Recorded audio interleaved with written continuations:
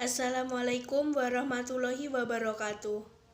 Saya Nova Dwi Usfatul Husna, peserta magang 1 UIN Sayyid Ali Rahmatullah Tulungagung. Di sini saya akan menjelaskan tentang mobilitas sosial. Mari kita simak. Secara umum, pengertian mobilitas sosial adalah gerakan atau perpindahan individu dari suatu kedudukan ke kedudukan lainnya dalam masyarakat. Pengertian menurut para ahli. Menurut Handito, mobilitas sosial adalah perpindahan seseorang atau kelompok dari kedudukan yang satu ke kedudukan yang lainnya, tetapi sejajar. Menurut Henry Clay Smith, mobilitas sosial adalah gerakan dalam struktur sosial atau gerakan antar individu dengan kelompoknya. Menurut Paul Horton dan Casterhun, mobilitas sosial adalah gerakan perpindahan dari satu kelas sosial ke kelas sosial lainnya. Selanjutnya yaitu bentuk-bentuk mobilitas sosial. Bentuk mobilitas sosial yang pertama yaitu vertikal. Mobilitas vertikal adalah perpindahan status sosial yang dialami seseorang atau sekelompok orang pada lapisan yang berbeda. Mobilitas vertikal dibedakan menjadi dua, yaitu social climbing, yang merupakan mobilitas yang terjadi karena adanya peningkatan status atau kedudukan seseorang. Dan social sinking merupakan proses penurunan status atau kedudukan seseorang. Bentuk mobilitas sosial yang kedua yaitu horizontal. Mobilitas horizontal adalah perpindahan status sosial seseorang atau sekelompok orang dalam lapisan sosial yang sama. Bentuk mobilitas sosial yang ketiga yaitu antar generasi. Mobilitas antar generasi adalah perpindahan antara dua generasi atau lebih. Faktor pendorong mobilitas sosial. Yang pertama, status sosial. Status sosial yang dimiliki seorang anak adalah warisan dari orang tuanya. Tetapi setelah beranjak dewasa, orang-orang pasti ingin memiliki status sosial yang baik. Banyak orang yang bekerja keras demi mendapatkan status sosial yang lebih baik. Yang kedua, keadaan ekonomi. Orang yang mengalami kesulitan ekonomi akan melakukan pencarian dan mengalami perpindahan lapisan sosial agar mendapatkan perbaikan dalam ekonomi. Yang ketiga, motif-motif keagamaan. Rendahnya tingkat toleransi beragama di suatu lingkungan akan membuat seseorang berpindah tempat ke lokasi yang lebih menjamin kebebasan melaksanakan ajaran-ajaran agamanya. Yang keempat, kondisi kependudukan. Meningkatnya jumlah penduduk akan berakibat pada menurunnya kualitas ruang terbuka di suatu wilayah. Hal ini akan mendorong orang untuk berpindah ke wilayah lain yang kualitas ruang terbukanya lebih baik. Dan yang kelima, kebebasan berkomunikasi. Orang-orang akan bergerak untuk melakukan perpindahan dari lingkungan yang komunikasinya serba kurang menuju ke lingkungan yang komunikasinya lebih bebas dan terbuka. Yang keenam, kemudahan mencari pekerjaan. Setelah mendapatkan sebuah pekerjaan, orang-orang akan berkeinginan untuk melakukan mobilitas sosial. Hal ini dilakukan agar dapat mencapai jabatan tertentu di perusahaan tersebut dan meningkatkan status sosial mereka.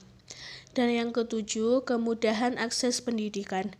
Makin mudah orang mendapatkan pendidikan yang baik, maka makin besar juga kemungkinan orang tersebut untuk berpindah ke status sosial yang lebih tinggi.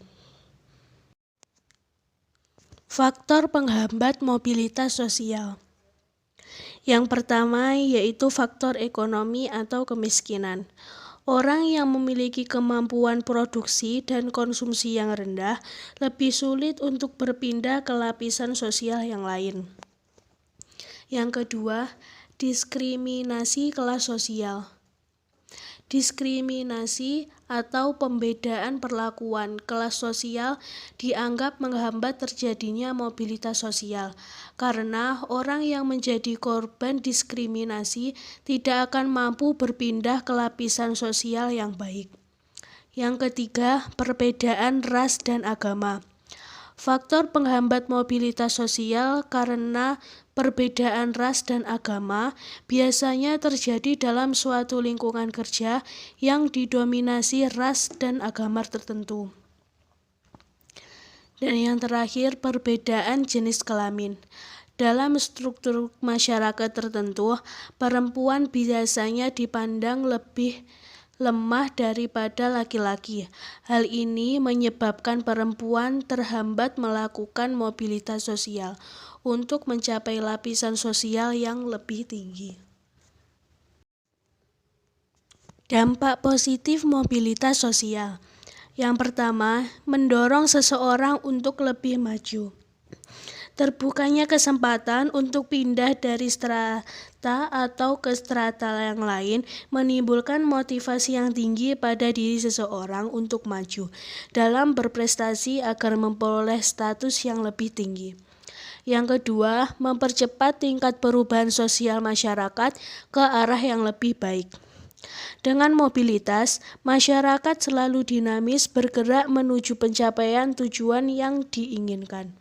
Yang ketiga, meningkatkan integrasi sosial. Terjadinya mobilitas sosial dalam suatu masyarakat dapat meningkatkan integrasi sosial. Misalnya, seseorang yang melakukan mobilitas sosial vertikal, ia akan menyesuaikan diri dengan gaya hidup, nilai-nilai, dan norma-norma yang dianut oleh kelompok orang dengan status sosial yang baru, sehingga terciptanya integrasi sosial. Sedangkan dampak negatif mobilitas sosial yang pertama yaitu timbulnya konflik. Apabila pada masyarakat terjadi mobilitas yang kurang harmonis, maka akan timbul benturan-benturan nilai dan kepentingan sehingga memungkinkan timbulnya konflik. Konflik yang ditimbulkan oleh mobilitas sosial yaitu bisa konflik antar kelas, konflik antar kelompok sosial, konflik antara kelompok sosial yang masih tradisional dengan kelompok sosial yang modern. Dan yang kedua, berkurangnya solidaritas kelompok. Penyesuaian diri dengan nilai-nilai dan norma-norma yang ada dalam kelas sosial yang baru merupakan langkah yang diambil oleh seseorang yang mengalami mobilitas, baik vertikal maupun horizontal. Hal ini dilakukan agar mereka bisa diterima dalam kelas sosial yang baru dan mampu menjalankan fungsi-fungsinya. Yang ketiga, timbulnya gangguan psikologis. Mobilitas sosial dapat pula memengaruhi kondisi psikologis seseorang, antara lain yaitu 1.